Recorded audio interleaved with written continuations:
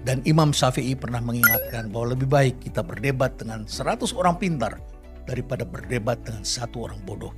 Karena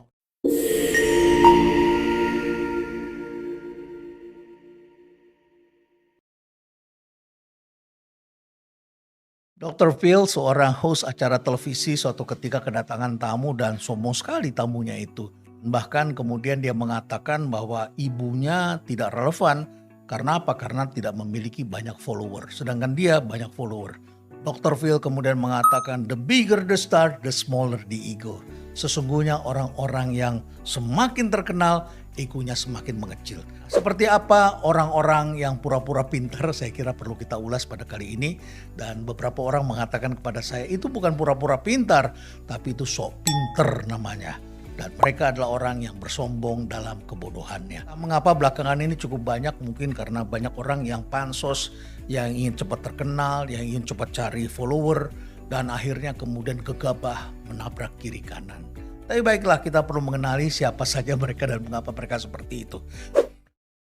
Yang pertama cirinya adalah mereka dibesarkan dalam peradaban sekolah multiple choice. Yaitu pilihannya A, B, C, D. Ada 4 pilihan, pilih salah satu. Sehingga kemudian hanya ada satu kebenaran. Yang kedua, mereka biasanya merasa hanya ada satu kebenaran seperti warna. Hitam atau putih, benar atau salah. Mereka langsung bilang kalau tidak hitam ya putih. Karena mereka tahunya hanya 2 warna. Padahal di antara hitam dan putih itu ada banyak warna termasuk abu-abu. Kemudian yang ketiga, mereka bersuara keras tapi tidak dianggap oleh orang lain. Kenapa begitu? Ya orang juga tidak mau menganggap karena orang ini tengah berkelahi dengan dirinya sendiri. Dan egonya sangat besar sekali dan merasa dirinya adalah jago dalam segala hal.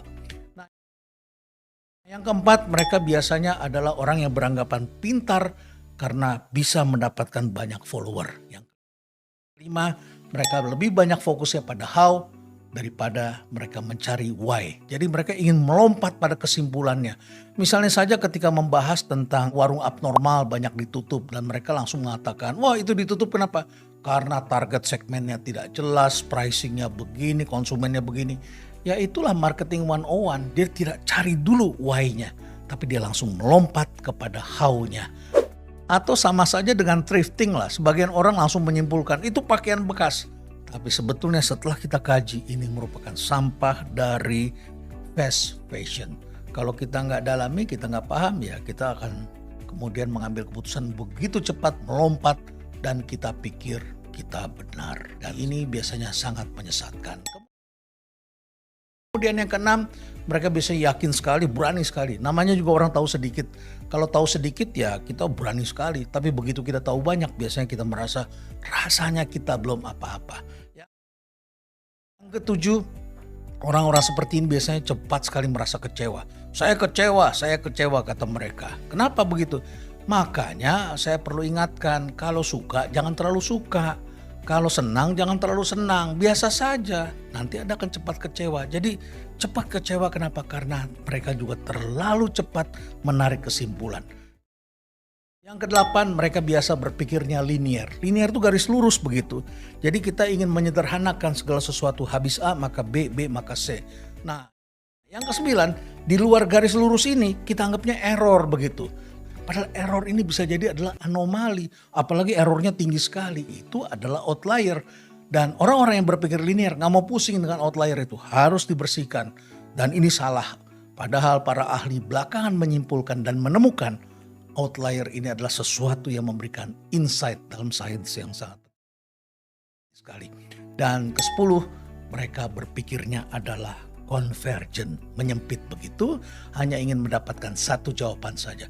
Padahal dalam era sosial media, teknologi seperti ini, dalam peradaban yang disruptif yang memisahkan masa lalu dengan hari esok, kita melihat ada kebenaran masa lalu, ada kebenaran masa depan. Ada kebenaran yang kita percaya karena satu alasan tertentu dan ada kebenaran lainnya. Dan inilah yang disebut sebagai berpikir divergent. Jadi divergent itu biasanya dimiliki oleh siapa? Mereka yang memiliki perspektif yang luas, yang senang membaca buku, senang dengan art and science, senang eksplorasi lah kurang lebih seperti itu. Jadi Anda jangan buru-buru langsung ingin menyimpulkan dengan pendekatan yang bersifat convergence. Contoh dalam kehidupan ini semakin banyak kita melihat ada beberapa kebenaran dan selalu bertengkar satu sama lain. Anda masih ingat kan ketika pada tahun 2016 tiba-tiba Indonesia mengenal taksi online, ojek online. Yang marah siapa? Mereka yang tinggal di pangkalan. Taksi-taksi resmi itu marah terhadap ojek online dan juga taksi online. Padahal ini ada dua kebenaran dan saya katakan inilah yang disebut sebagai era baru, sharing resources. Jadi lama-lama akan bergabung juga dan sekarang terbukti bergabung. Tetapi kita tetap memerlukan ojek-ojek pangkalan. Kita tetap memerlukan taksi-taksi yang kita kenal. Jadi hidupnya memang ada dua-duanya sama-sama benar. Sama seperti misalnya Anda membeli makanan. Makanan itu biji-bijian, buah-buahan, sayuran. Sekarang dikenal dengan nama GMO, Genetic Modified Organism. Yang merupakan hasil rekayasa genetika. Dan sekarang makin banyak sekali produk-produk seperti itu. Tetapi ini adalah produk dari sains. Belum lama ini di Filipina ada sekelompok orang melakukan riset dan menemukan yang disebut dengan golden rice. Yaitu beras yang mengandung beta-karoten atau banyak sekali vitamin A. Untuk menolong masyarakat di Asia yang kesulitan mendapatkan vitamin A. Tetapi apa yang terjadi? Mereka kemudian diserang oleh sekelompok orang yang mengatakan bahwa ini merusak kehidupan di masa depan. Dan mereka kemudian menghancurkan karena mereka adalah penganut dari organic food. Jadi makanan-makanan organik. Nah ini ada dua aliran. Yang satu adalah organic dan natural food. Dan kemudian satu lagi adalah yang sekarang menikmati segala sesuatu karena adanya teknologi dan sains. Nah sama saja ketika Anda membaca sekarang populasi telah mencapai 8 miliar. Bumi ini padat sekali, semakin panas, kotor, penuh sampah, dan alam begitu rusak. Karena terjadi population boom, ledakan penduduk. Tapi pada saat yang bersamaan juga terjadi fertility rate atau tingkat kesuburan berkurang. Di sejumlah negara banyak sekali penduduk yang sudah tidak mau punya anak atau punya anak kurang lebih satu. Jadi jumlah penduduk mau tidak mau mengalami penurunan. Dua-duanya juga sama-sama benar. Kemudian sama saja ketika Anda melihat tembok Berlin roboh, maka kemudian era komunisme berakhir, masuklah era mekanisme pasar atau kapitalisme. Tapi Vietnam tidak mau menyebut dirinya sebagai negara kapitalis, tapi juga tidak mau menyebut dirinya sosialis atau komunis. Mereka mengatakan negara kami adalah mekanisme pasar di bawah kepemimpinan sosialisme. Bingung kan Anda? Karena sebagian orang masih mengatakan kalau tidak kapitalis komunis, pasti ini komunis katanya. Karena mereka berpikiran hitam atau putih. Dan terakhir saya kira contohnya adalah dalam dunia pendidikan kita seringkali memisahkan antara science dengan fiction.